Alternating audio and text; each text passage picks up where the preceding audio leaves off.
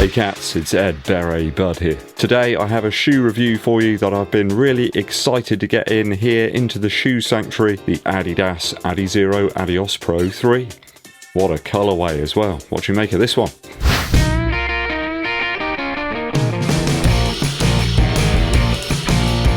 Finally got my mitts on this one. It's been on my mind for a while. I wanted one that was different from the green, black and white colourway that pretty much everybody else has reviewed. Other than my experiences in the shoe, I've not watched any other reviews, so I was coming into this one blind, without any preconceptions, I suppose. Before we get to the review, I very much appreciate you tuning in. Don't forget to hit that subscribe button and click the bell below for notifications when I launch the new videos for you. Hit that like button and also share this video with your running buddies. If you've got a question that you want to get straight to the mind of EDDBUD, hit me up with a super thanks down below. It's much appreciated. So we do have some refinements over the Adios Pro 2. Is this a step forward or an energy rod crisis? Stack-wise, Adidas have increased the midsole in the forefoot and midfoot area. I think it pretty much remains as per the height we had in the Adios Pro 2. I'm measuring about 45mm in the heel and 38 in the forefoot. Now, in my UK size 11, these are coming in at 257 grams, which is about 9.1 ounces. So that makes it very slightly lighter than the Adios Pro 2 in the same size. These are about 262 grams or 9.2 ounces.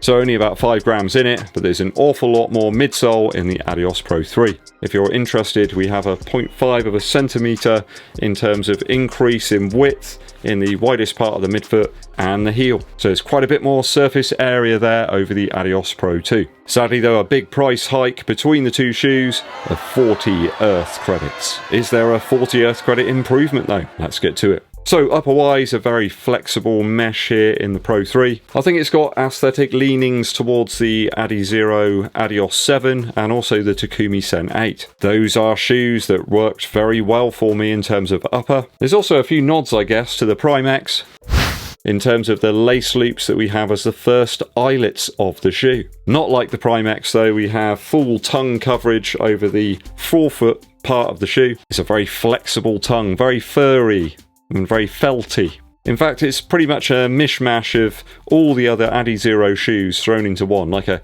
greatest hits. I really like those strap-like overlays here in the heel of the shoe. Does provide a really good lock when you actually get the lacing right. The shoe fits in a similar fashion to the Prime X, for me at least. Certainly one of the more comfortable Adizero models I've tried out.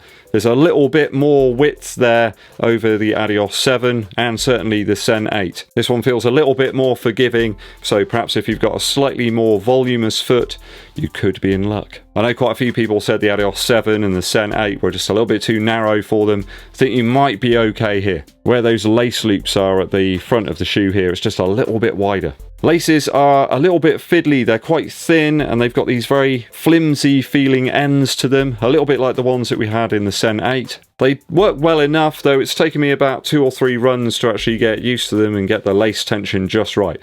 I did have to stop on my first couple of runs and sort of retighten things a little bit. I mean, I was running some 5k pace reps at that point, and I think I just wanted the shoe to be a little bit more connected to my foot. Now, a runner's knot is possible here, though it's a bit touch and go. You've only got just enough lace there. Now, that might be perfect for you, but if you've got big, sort of long, unwieldy fingers like me, you want a little bit more of a forgiving feel. Perhaps if your fingers are quite cold as well, it could be a little bit fiddly. You don't want loads of laces there flapping about on your shoes anyway, do you? I'm finding the material here that makes up the upper of the Pro 3 to be as breathable as a British person's vest on Weymouth Beach. No rubbing or real movement at all in the upper. It's stayed quite consistent out of the box. You get a few shoes that after a few miles they begin to sort of flex and give. That's not the case here in the Adizero Adios Pro 3. I do like the padding that Adidas have included here in the heel of the shoe. It really does grip my heel in. I don't feel like it's going to slip out. Just a very comfortable upper. Height in the toe box, certainly in the forefoot area of the shoe, is a little bit more forgiving, though only the perplexing nature of this weird fold over heel tab is worrying me. but there is a lace loop there in the tongue to stop that from moving around and sliding down inside the shoe. There is one viewer that mentioned several people had had issues with this padding here, that it was too coarse or something. I think it works brilliantly. I think it's a fantastic inclusion. I think if you've got problems with blistering there at the back of the foot, you've got the wrong sized shoe. So I just wish they got rid of this pull tab in the heel. It's not needed. And I think I may change the laces out to some that are a little bit more robust. As such, after my initial runs, I'm going to give the upper a 2.8 out of 3. Midsole, midsole, midsole now. Now, is more midsole always better? In this case, I think no doubt more runners are going to find this shoe that works for them. I think the wider surface area that Adidas have put into the Pro 3 is undoubtedly going to win people over. It just makes the shoe that little bit more versatile. It's nowhere near as narrow or unstable underfoot as the Adizero Adios Pro 2. I felt it was fantastic actually on bends and cornering. You really do feel like you're connected to the midsole and you've got a little bit more room for maneuver. Still feels propulsive though, and a very cushioned ride from the Light Strike Pro material. Some people have asked me, Ed, is the curve here in the mid to forefoot really that bonkers? It doesn't actually feel that different to the Adios Pro 2. I think it's something to do with the slightly more minimal drop here. They reckon it's about 6.5 millimeters. I think it's probably a little lower than that, in fact. That toe-off feel is here in spades in the Pro 3. Felt really good at half marathon pace earlier on today, and I ran some 5k and 10k paced efforts too over some reps, like about 400 meters, and the shoe really felt great. Just feels good at any pace to me. Even some recoveries, it still feels good. It doesn't feel odd.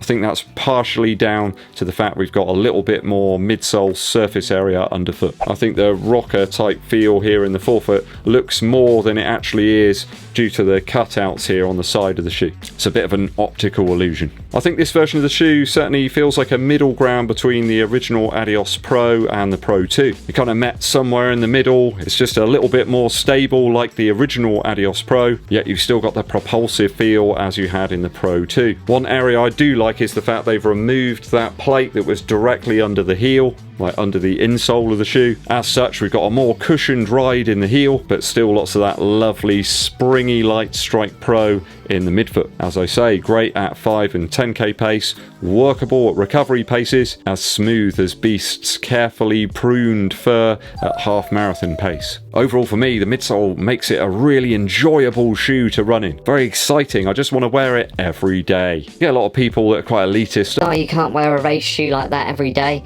Well, why not? If you have it and you want to enjoy it. It's kind of like a guitar, isn't it? You're going to just leave it in the case all the time, just get it out occasionally and plonk away, or you're going to go and take it to a gig and really get something out of it. Kind of leaves me wanting more, thinking maybe I'll just go out for a nice cheeky 3 miles in it right now. Though it's tipping with rain and there's very strong wind, so I'm not going to do that. Midsole does feel a little bit like a supersized Takumi Sen 8. If you like that shoe, then this one certainly feels perhaps like a half marathon or marathon counterpart to it, but with much more surface area to land on as a target. As such, I'm really digging the midsole from pretty much every aspect. It's cushioned, it's exciting, and it's very comfortable. 3 out of 3 for midsole after my initial runs. Outsole now. Imagine a Takumi Sen 8 with a little bit more rubber, and that's practically what you got here. There's lots of lovely, tacky, sticky, and coarse Continental here for you to enjoy. The application here amplifies the great grip and cornering abilities of the shoe. I found it's worked perfectly in wet and dry conditions. If you're running on road or some pathways, no problem. I wouldn't recommend trying to run in this shoe on wet grass. You're just going to end up on your... If road racing's your bag, then the Adios Pro 3 outsole will deliver. It is almost guaranteed. I think both Saucony and Adidas have really come through this year with their top line models. Somehow Adidas have managed to improve the traction even more here, and in the Endorphin Pro 3 as well, Saucony have upped their game. Don't get me wrong, it's not an off-road shoe, but I don't think you need mega amounts of depth to the rubber when you're talking about road racing. In terms of outsole, I think it's equal or perhaps even better than the Asics Metaspeed Sky Plus. There's certainly more of the rubber here than the Endorphin Pro 3, and in the past, Continental rubber has proved to be far more durable than the stuff used on the Vaporfly Next% 2. It's like a foam rubber that it just seems to have stuff penetrate through it very easily. You get like a nail or a thorn and it just embeds straight into that stuff. Continental seems to be up to the task. Continental. Top marks here and a slight improvement over the Adios Pro 2 outsole. It's 3 out of 3 for me after my initial runs. You may say, Ed, have you got any running footage? Well, sadly I'm having to run really early in the morning when it's pitch black, so unless you like just looking at a black screen, yeah, you don't, do you? I do envy Kafuzi and being able to run on some of those areas he's got. Some really nice vistas. One day I shall run with him somewhere over there. That'll be fun. Value now. So the only real fly in the ointment here with the Adios Pro 3 is that price increase. It's quite considerable. 40 big ones over the Adios Pro 2 is quite hard to swallow, especially when you consider the Adios Pro 2 is reduced at the moment down to about £125. So I have to say though, the shoe's proven to be very capable already. It's something you can use for almost anything really. They've adjusted the stability and that's made this shoe a much more versatile option in my opinion. I think the extra stability there will no doubt be beneficial to people entering into some longer runs for marathon training, and it's at a price that's comparable to some of the other super shoes out there like the Asics Metaspeed Sky Plus, the Vaporfly Next Percent 2, and a little bit more expensive than the Saucony Endorphin Pro 3. If the Light Strike Pro works for you that we found in the Takumi Sen 8, then I think this one will be an absolute winner. You should try it out as it has all the hallmarks of that shoe, just with a little bit more midsole. Just makes it a slightly more versatile long-range option. More width in the forefoot and very forgiving overall. I can heartily recommend this one to you, even if you have more voluminous feet. I'm going to give it a 2.7 out of 3 for value, because it does a lot of stuff. If I've totaled the scores up correctly, that gives us 11.5 out of 12 after my initial runs for the Adidas Adizero Adios Pro 3.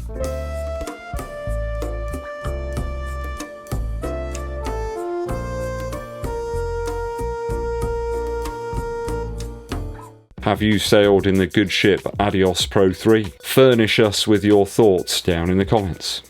Musical interlude time. Amazingly, there's another Neil Young and Crazy Horse album coming out in November. It popped up on my Apple Music. There's only one track available so far, but of course, with Crazy Horse, I need to check it out. So the album itself is called World Record. I'm not sure why. And the track they've released is called Love Earth, which is very much a Neil Young and Crazy Horse enjoy the outside world kind of tune. It's a very old style sort of production with a sort of almost tack piano sound. There's some nice Crazy Horse backing vocals in there, which of course really bring the nostalgia. Neil Young's always been very much into trying to get us to look after the planet a little bit more. We all need to be doing that a little bit more, doing our bit if we can. Interestingly, this one seems to be from a slightly different production perspective. It's from the Other Shoe Productions. What's that all about? There's a few other tracks on there that we can only speculate about the sound. The world is in trouble now. Walking on the road to the future. There is also a track on there called Chevrolet.